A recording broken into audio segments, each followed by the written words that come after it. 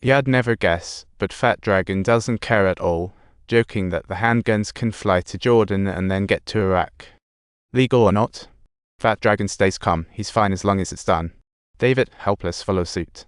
But things turned out to be more complicated than they thought. The captain called again. The captain said the handguns were stuck in Jordan, so Fat Dragon quickly grabbed the phone to ask if they could swap in some Pakistani TP-19s. The captain didn't hold back, saying if the guns didn't arrive, the deal was off and they'd be booted from the arms dealer list. Faced with the threat of financial disaster, they jet off to Jordan, only to find out their shipping permits expired. Reapplying would take at least 6 weeks. Upon hearing this, Fat Dragon couldn't help but laugh and pulled out some cash. If money could solve the problem, talking was just spitting water. Surprisingly, the guy was practical and loaded the guns for a trip to Iraq. So, these two computer-dwelling hustlers went on a real-life gun-running adventure. Their destination? The oh-so-dangerous Iraq. They thought they could catch a breather at night, but they hit a snag with an armed checkpoint. Thankfully, the driver was ready.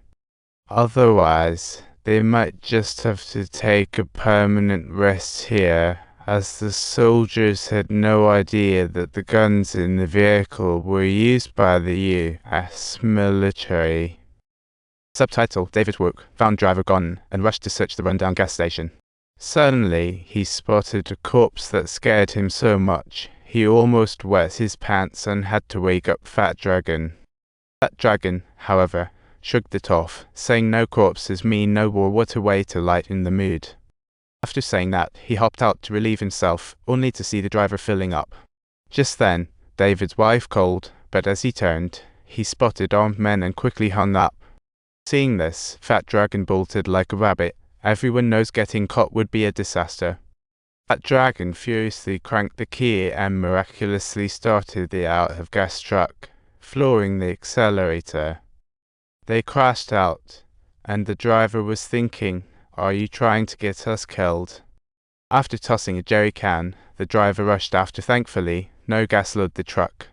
Subtitles: The driver managed to climb onto the vehicle with every ounce of his strength, while the armed militants behind were firing wildly. He shouted at Fat Dragon to speed up as he was refueling the vehicle. This duo of dumbers finally reached the U.S. military base, and little did they know they had the guts to cross the Death Triangle and deliver the handguns personally. The military was amazed and wasted no time telling them to collect the cash. With so many people around in the warehouse, the military began to see them in a new light. Their courage had earned them respect like dark horses in this operation.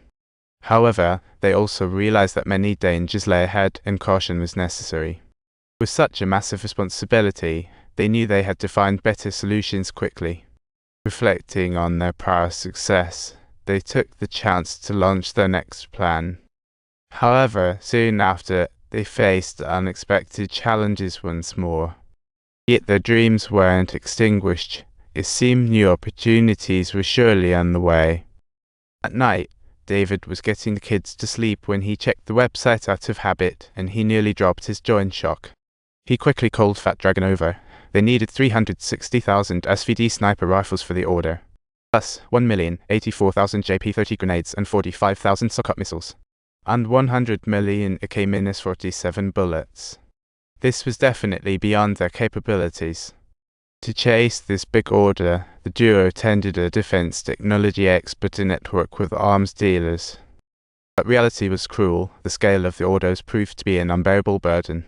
As small-time vendors, David and Fat Dragon simply didn't have the capacity to meet such enormous demands.